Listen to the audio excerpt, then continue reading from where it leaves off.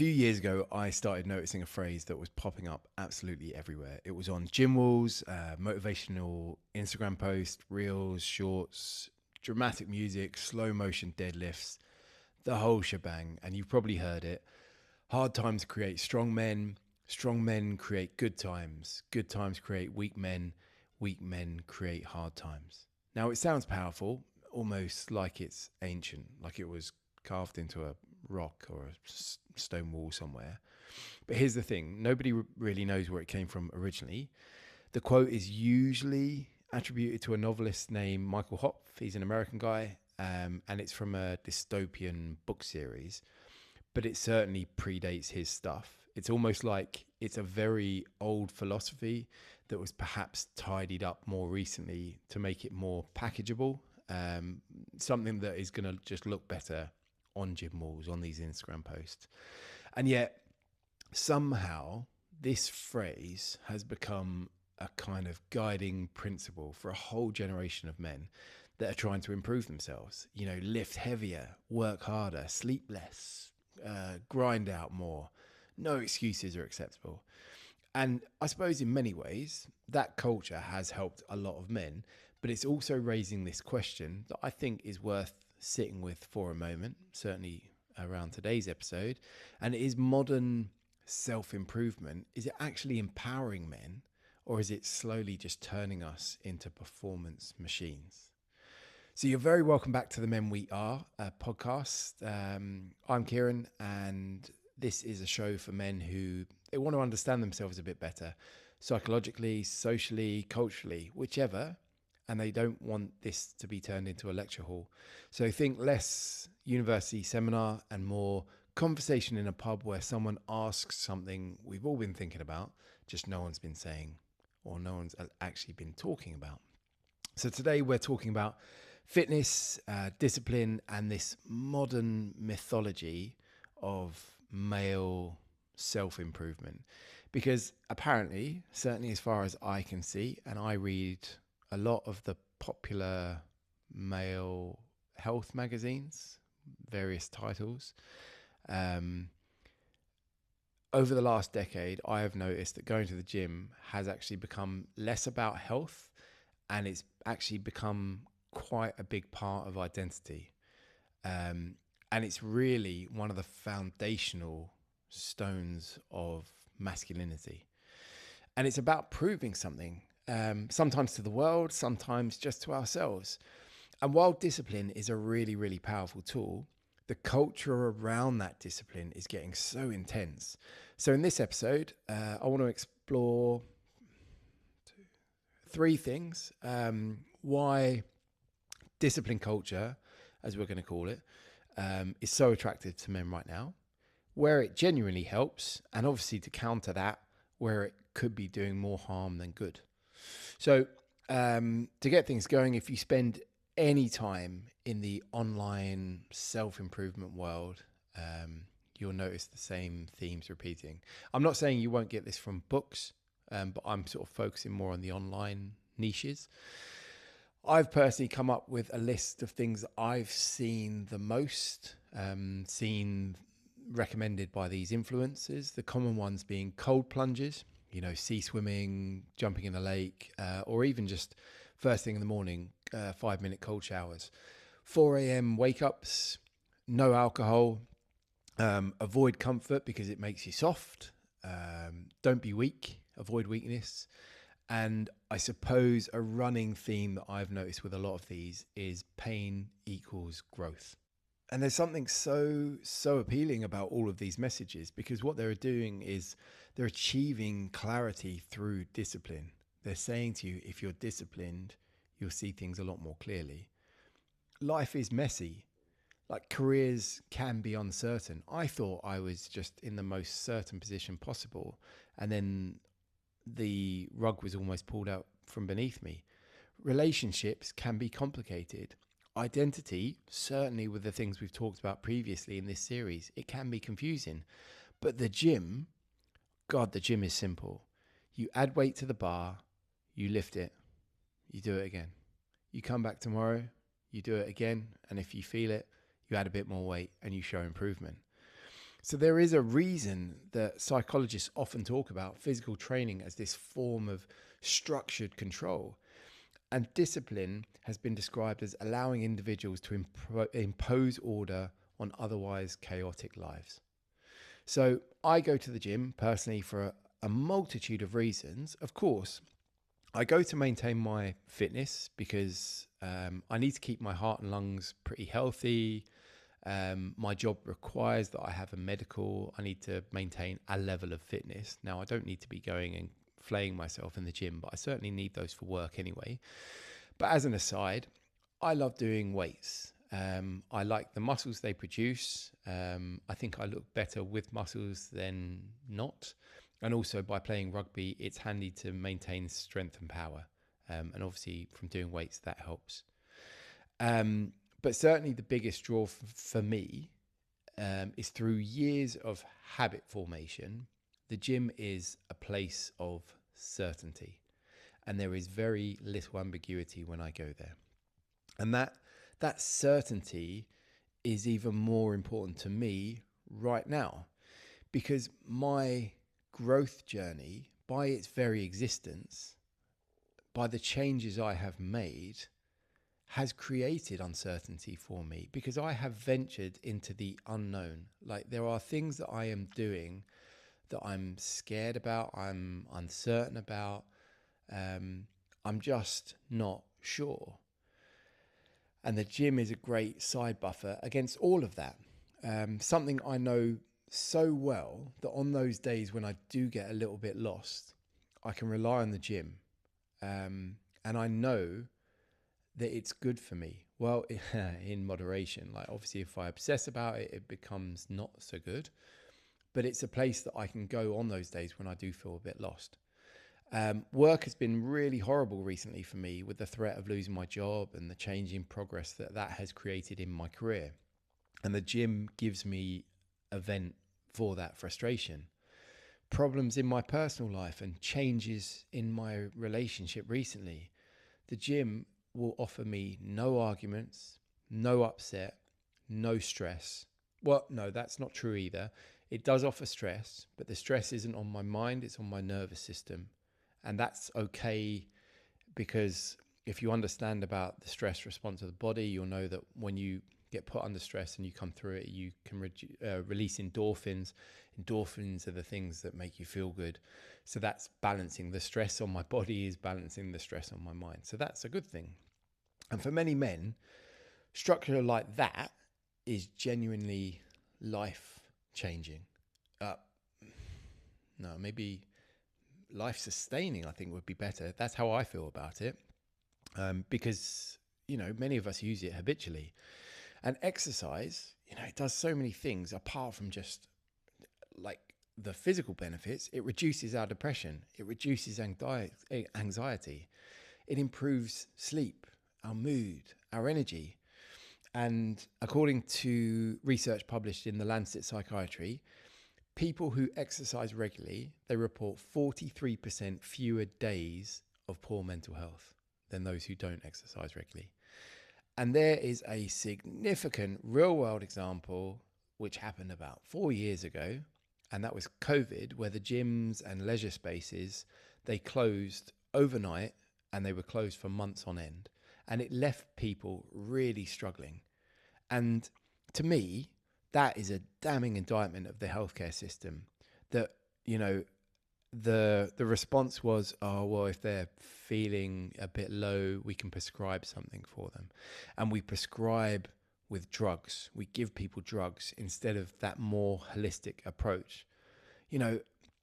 We could solve so many problems if we actually prescribed exercise on the healthcare system. It would be so much cheaper as well. If we said, look, here's your gym membership paid for. Go to the gym. That will help you with your depression. That will help with your anxiety. That will help with your mental health.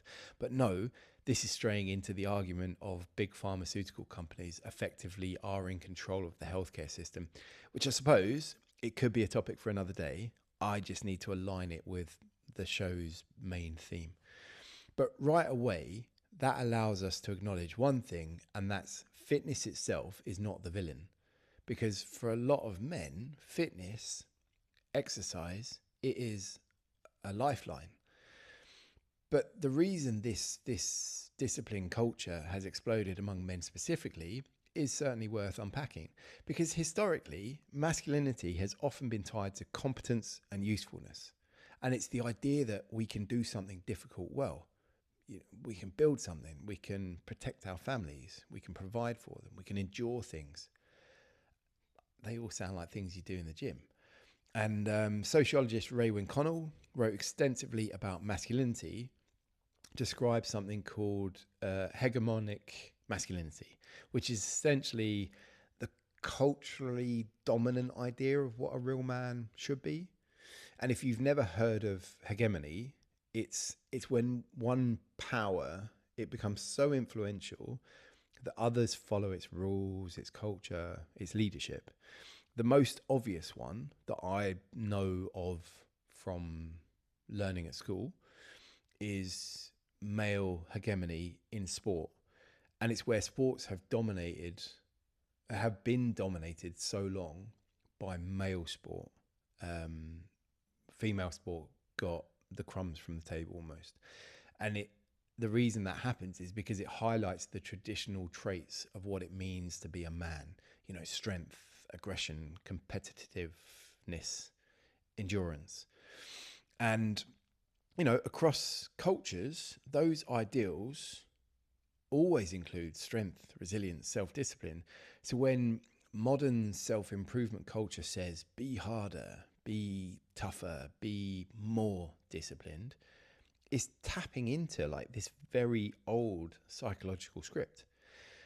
One study in Psychology of Men and Masculinity found that men who strongly internalize traditional masculine norms, they are significantly more likely to engage in extreme self-improvement behaviors, like intense exercise regimes, restrictive diets, obsessions with productivity. And it's not particularly because they enjoy them, but because they feel that they should be doing them. So there must have been a point where somewhere along the way, this self-improvement thing, it stopped being about becoming healthier or happier and started actually just becoming about optimization. And you weren't exercising for the sake, like your workout wasn't just about exercise and health, it was about biohacking. The morning routine wasn't just about waking up early and starting the day. It was about maximizing your cognitive performance. And your diet wasn't just about eating well. It was like, what can I eliminate that's inefficient in my diet?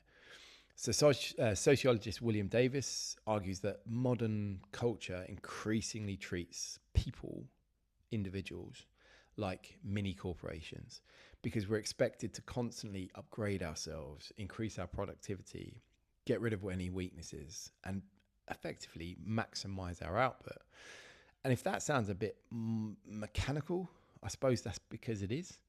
And Davis, he continues to write that modern neoliberal culture, it encourages people to see themselves as like this bundle of human capital. And that can be continually enhanced.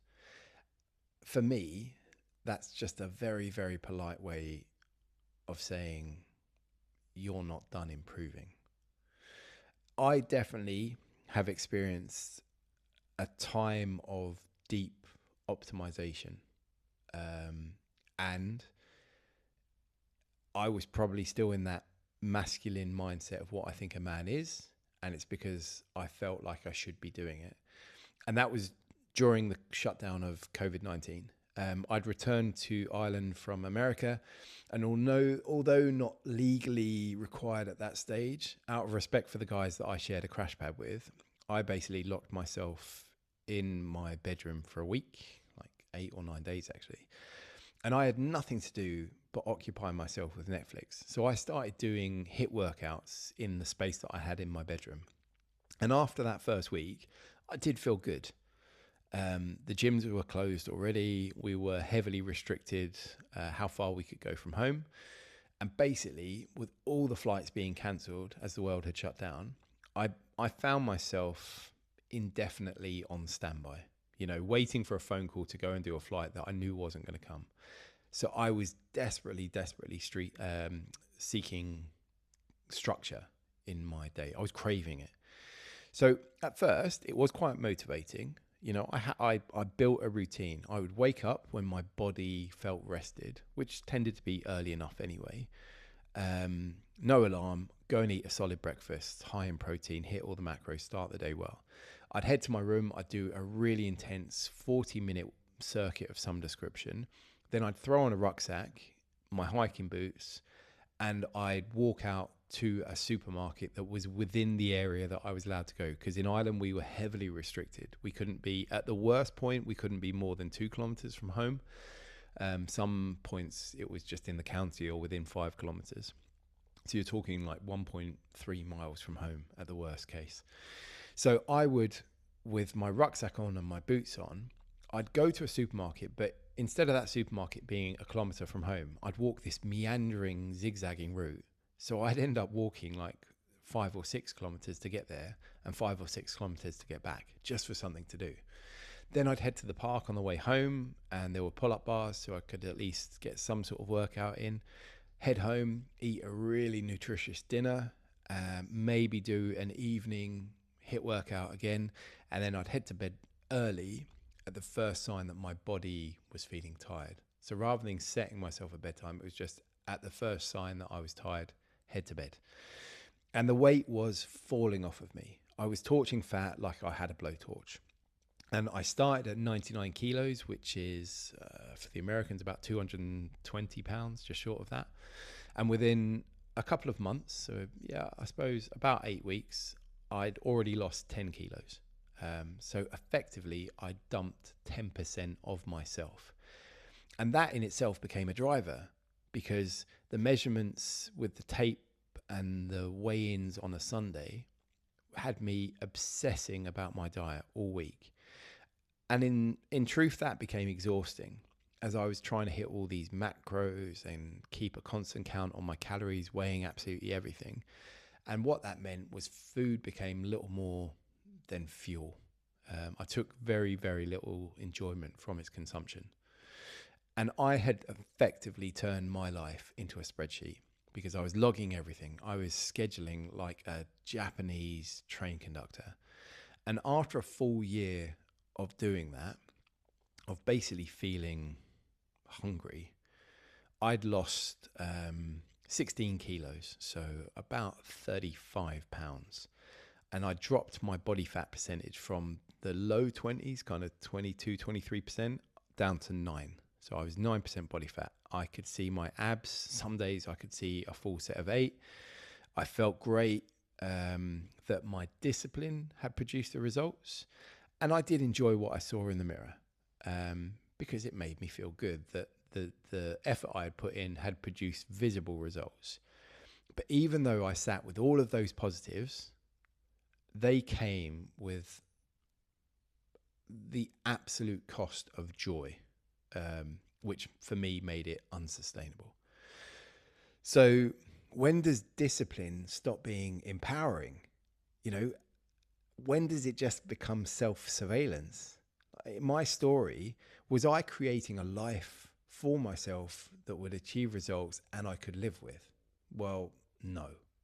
Unfortunately, once I stopped the constant self-surveillance, the fat percentage started to creep up again to something more realistic. I was training for numbers and metrics rather than genuine health. That's not to say I wasn't healthy, but actually it was as a result of chasing the metrics that I became healthy, rather than the metrics being a result of chasing health. And honestly, it was only very, very recently I realized that I'd got things just the wrong way around. So there's another reason this culture seems to be resonating right now, and it's a lot of men feel uncertain about where they fit in modern society. And it's not necessarily because things are worse, but because the old scripts are just fading. Research from the American Psychological Association notes that many men report feeling pressure to be successful, emotionally strong, physically capable, and financially stable. But there doesn't seem to be clear guidance on how those roles should look today.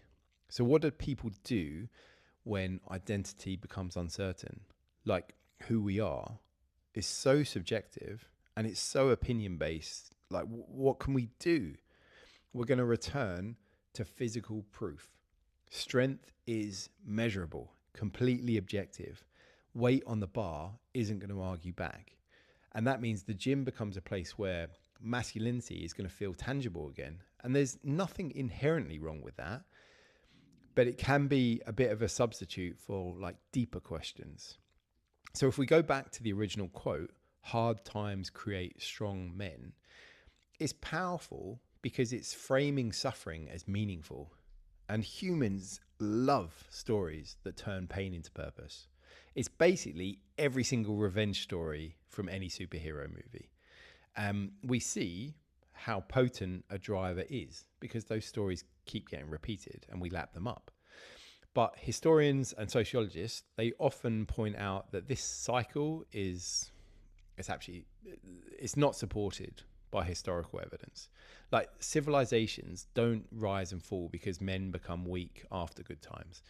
Civilizations fall because of economics, political instability, environmental pressure, technology improving, or going backwards. You know, these are complex systemic forces. But the quote persists because it's simplifying the world into like a really easy moral narrative. And that's strong men equals good, weak men equals bad. And psychologist Peter Glick, who studied gender ideology, has argued that like these simple narratives about masculinity, they're going to survive because they offer certainty in those times of cultural change. And the simpler the message, the more likely it is to endure. And that very, very simple categorized message, it just makes the world feel a bit more understandable, even if reality is far more complicated. So there is a paradox, as there apparently seems to be with all of these issues. I think I'm starting to notice a bit of a trend here. The very mindset that helps many men build confidence can also trap them. Because if your identity becomes tied to discipline, then rest is going to feel like weakness. Like relaxation is going to feel like you're failing. And if you miss a workout, there's a part of you that's going to feel that you're going towards moral collapse. And even on the day when you can't be bothered, if you go and do it, you go and work out, you can put that into the victory column. And it's almost the mindset of, I'll do it anyway, which actually is a really wonderfully powerful psychological statement in itself. And it gives us scope for a topic all of its own. So we will come back to that one. I'll do it anyway. But psychologist Thomas Curran, who researches perfectionism, has found that younger generations, they are experiencing significantly higher levels of self-oriented perfectionism. Like it's the pressure to be flawless, and it's not by society, but by their own internal standards. And social media has made that pressure constant. Like we're not even just competing with the people at the gym. You are competing with the people at the gym and the people you see constantly putting your face on social media in these hyper optimized, vivid color, amazing light. They all look absolute Adonises. And it slowly turns this self-improvement quest into self-punishment. So where's that going to leave us? Because discipline does matter. It really is important. But maybe the question isn't whether men should pursue strength. Maybe it's what kind of strength we're talking about. Psychologist Kristin Neff, known for her research on self-compassion, argues that resilience isn't built through constant harshness. It's built through this balance of effort and kindness towards yourself. And the saying, comparison is the thief of joy. I have no idea where it comes from, but comparison is the thief of joy. It makes so much sense here because if you never acknowledge how well you're doing, and you're forever looking externally at some misleading or misrepresented standards from society, you just will never be happy. So, in other words, you can train hard without treating yourself like a machine competing with a standard. Like, true resilience might not be waking up at 4 a.m. every day. It might just be knowing when to push and when you don't have to. And therefore, that means the quote might be a bit inaccurate. Maybe instead of hard times create strong men, it could be something along the lines of connection creates resilient people. And I know that sounds like a bit of a leap, but the reason I've come to that conclusion is because if you look at the research on long-term well-being, the strongest predictor of life satisfaction is not discipline, it's relationships. There is a really famous Harvard study of adult development, ongoing, which has followed participants for over 80 years. And it consistently finds that the quality of people's relationships is the biggest factor in happiness and health. So if you have someone in your life, you know, that person that your mind drifts to when you're not distracted, and it's the one person you feel really certain about deep down, investing in that relationship, nurturing it, making that relationship as strong as possible, that's not a side quest. That is the main thing. And it has nothing to do with productivity, optimization, certainly very little to do with physical fitness alone. What you're creating is connection. And as we said, connection is going to build resilience, which is ironic because these modern self-improvement models and ideals, they often focus almost entirely on individual performance. So humans are wired for community. And as the song goes, no man is an island. So again, there's always some good questions around these things. Is self-improvement culture empowering? I think it is. It has helped countless men take control of their health, build confidence, and create some sort of structure in their life. But it does come with this quiet risk that if we're not careful, the pursuit of that strength, it just becomes a performance. And again, we talked about performance in season 1 in the main episodes. It's this never-ending attempt to prove it's this never-ending attempt to prove our worth through output. You know, by being disciplined and showing we have endurance. And I suppose maybe being strong, it's not measured in how hard you can push yourself, but it's measured in whether the life you're building actually is worth living. Because if you're lifting heavier every year, but enjoying life less, something in there needs adjusting because something doesn't make sense. And that's it for today's episode of The Men We Are. If this conversation made you think, question something, or maybe look at discipline a little bit differently, then it's certainly done the job. And if you've got thoughts on this, especially your own experience with this self-improvement culture, I'd genuinely love to hear them. You can reach out, share the episode, or just continue the conversation wherever you found the show. So until the next time, do take care of yourselves, and maybe don't be afraid to take a rest once in a while. And aside from that, until the next episode, I wish you, as ever, the best of luck.